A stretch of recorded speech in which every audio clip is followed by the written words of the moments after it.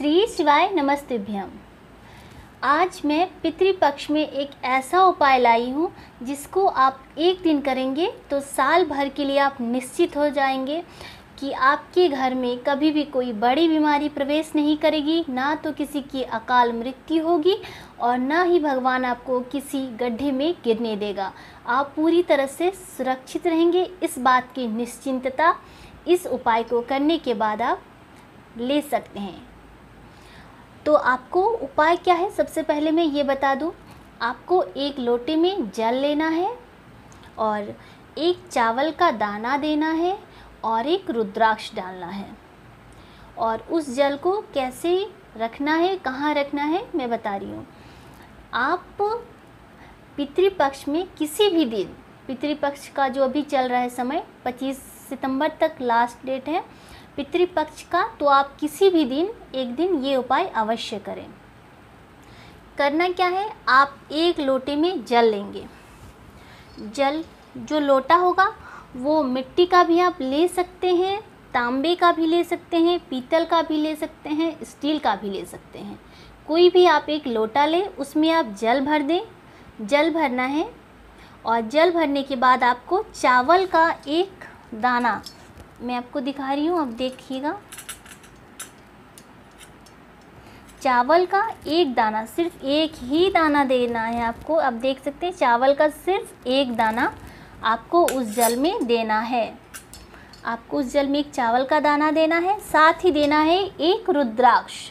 रुद्राक्ष आपके पास जो भी है, आपके पास अगर एक मुखी, दो मुखी, तीन मुखी, चार मुखी, पाँच मुखी, 16 मुखी तक कोई भी रुद्राक्ष आपके पास हो तो आप उस रुद्राक्ष का इस्तेमाल कर सकते हैं। कितने मुखी का रुद्राक्ष है ये मैटर नहीं है, आपके पास रुद्राक्ष है तो आप उस रुद्राक्ष को उस जल में अवश्य डालें।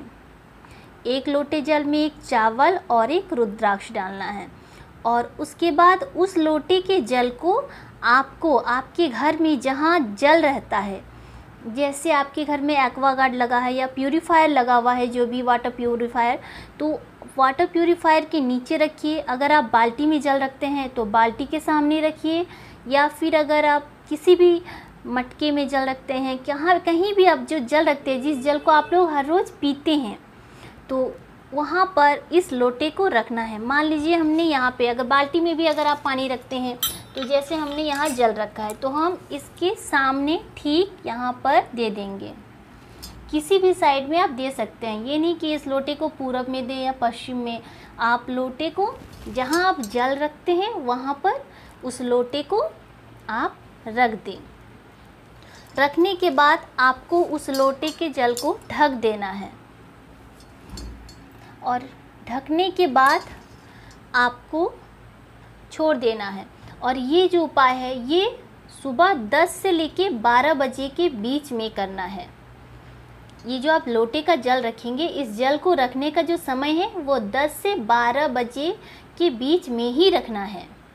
तो लोटे के जल को आप रखें, फिर इस तरह से आप ढक दें। मैं आपको दिखा रही हूँ,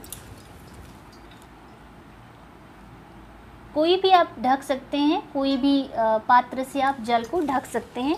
तो जल को ढक दें और उसके बाद शाम के समय आपको, जब प्रदोष काल होगा, प्रदोष काल कब होता है, जब सूर्य डूब जाता है, तो सूर्य डूबने के 45 मिनट पहले और 45 मिनट के बाद का जो समय होता है वो प्रदोष काल होता है। तो जैसे 6 बजे शाम हो रहा है, तो इधर 6 बजने के 45 मिनट इधर और 6 बजने के 45 मिनट के बाद का जो समय होगा वो आपका प्रदोष काल का होगा। तो इस बीच में आपको क्या करना है, आपको एक दिया प्रज्वलित करना, एक दिया जलाना है। दिया भी आप जलाएं और दिए में लंबी बाती का दिया जलाना है। इस बात का विशेष ध्यान रखें कि जो आप दिया जलाएंगे प्रदोष काल में शाम के समय, तो आपको लंबी बाती ही यूज़ करनी है। पितरज को जब भी हम अपने पितरों के लिए जब भी हम दीप को प्रज्वलित करते हैं तो हमें लंबी बाती का ही प्रयोग करना पड़ता है। तो लंबी बाती का ही प्रयोग करें, गोल बत्ती का प्रयोग ना करें। तो लंबी बाती दें और साथ में आप घी दे दें। घी के दिए आपको जलाने हैं। जब आप घी के दिए जलाएंगे, तो जब घी के दिए जलाएं तो घी का जो दिया है उसका जो मुख है, जो दिया आप जलाएंगे उसका मुख दक्षिण की ओर होना चाहिए। इस बात का विशेष ध्यान रखें कि आपका घर जिधर भी है, जहाँ भी आपने वो जल का पात्र रखा है, पर जो रखा है आपने, और उसके बाद जब आप दिए को प्रज्वलित करेंगे तो दिए का मुख जो है वो दक्षिण दिशा की ओर ही होना चाहिए। तो आप, मेरे घर का दक्षिण दिशा इधर है, तो मैं यहाँ दिए का जो है दक्षिण दिशा की ओर रखी।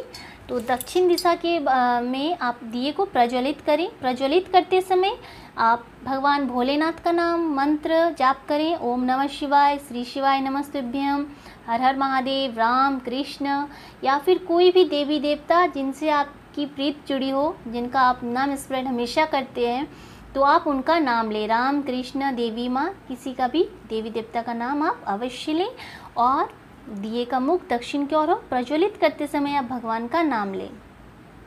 नाम लेने के बाद आपको क्या करना है, आपको जो आपका दाहिना हाथ है, जिसको सीधा हाथ बोलते हैं, तो दाहिना हाथ जो है आपको, मैं दिखा रही हूँ, आपको अपना दाहिना हाथ इस तरह से, जो आपने ढका हुआ है, जिसमें आपने, जिस लोटे में आपने जल रखा है, आपने ढक के रखा है, उसके ऊपर आपको इस तरह से अपना दाहिना हाथ रखना है।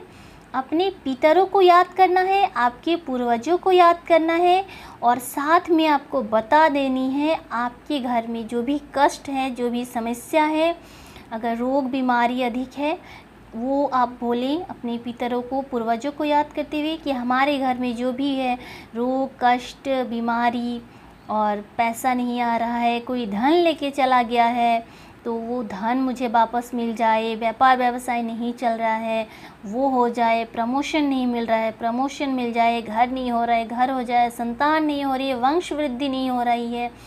तो आपकी जो भी मनोकामना है, आप इस तरह सीधे हाथ को जल के पात्र में जो ढके हुए हैं, आप उसके ऊपर हाथ रख के इस तरह से आपकी मनोकामना बोले, अपनी पितरों को याद करके। बोलने के बाद आप उन्हें प्रणाम करें और रात भर ऐसे ही रहने दें। तो जब आप इसको रात भर ऐसे ही रखने देंगे, और उसके बाद अगले दिन सुबह आप नहा के जब नहा वहा लेंगे सारा काम, तो उसके बाद आपको फिर एक दिया जलाना है।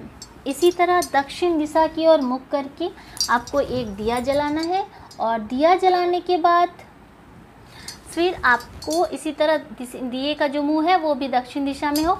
दिया जलाने के बाद आप उस जल को, सुबह जैसे आपने 8 बजे तक नहा लिया तो आप एक दिया जला दिए, उसके बाद उस जल को जो आपने ढक के रखा है उसको ठीक 10 से 12 बजे के बीच, जैसे कल हमने इसको 10 से 12 बजे के बीच रखा था, और आज 10 से 12 बजे के बीच में इस जल को, हमें इस ढक्कन को यहाँ से हटा देना है जो हमने उसको ढका है, और इस जल का पात्र जो है उसको हमें ले जाके शंकर जी के मंदिर में शिवलिंग पर अर्पण करना है।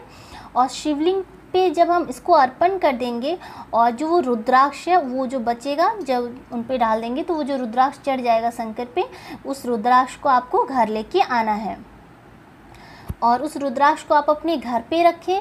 इससे आपके घर में कभी भी 1 साल तक या कभी भी कोई बड़ी बीमारी नहीं होगी, आकस्मिक दुर्घटना नहीं होगी, एक्सीडेंट नहीं होगा, किसी की अकाल मृत्यु नहीं होगी। पैसा अगर आपने लिया है, अगर आपसे कोई लिया है, आपने किसी से लिया है, कर्जा हो गया आप पे, तो वो कर्जा भी आपका धीरे धीरे मतलब पूर्ण हो जाएगा। अगर आपने किसी से लिया है तो आप धीरे धीरे कर्जा चुकाने में समर्थ हो जाएंगे। कहाँ से आपको इतने पैसे आ जाएंगे आपको भी नहीं पता चलेगा कि आपके पितर जो हैं, पूर्वज हैं, उनके आशीर्वाद से आपके घर में कितनी सुख, शांति, समृद्धि और खुशियाँ आ जाएंगी। तो हमेशा उनकी कृपा और आशीर्वाद बने रहें। तो इसके लिए इस पितृपक्ष में ये उपाय अवश्य करें। एक दिन का उपाय आपको जीवन भर के लिए आनंदमय व खुशी, सुख प्रदान कर सकता है। तो पितृपक्ष में एक दिन अवश्य करें ये उपाय।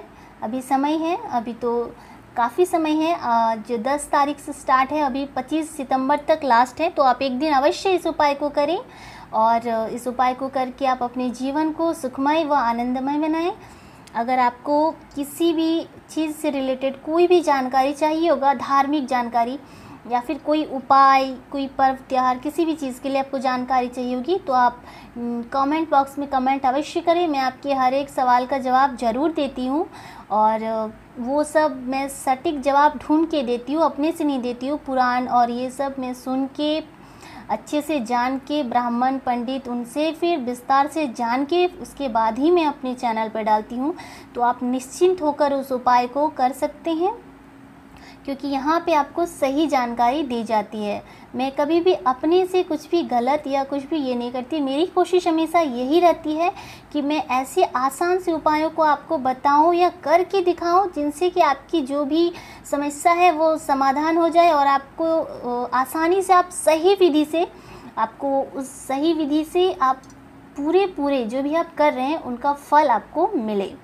तो अगर आपने मेरे चैनल को सब्सक्राइब नहीं किया है तो अवश्य करें, ताकि आगे आपको जो भी क्वेरी होगी मैं उसको कोशिश करूँगी पूरा करने की। और आप इसी तरह मेरे चैनल पे बने रहें, अपना सहयोग करते रहें और भोलेनाथ की कृपा आप सब पे भी बनी रहे, आपके पितरों का आशीर्वाद भी आप सब पे बनी रहे।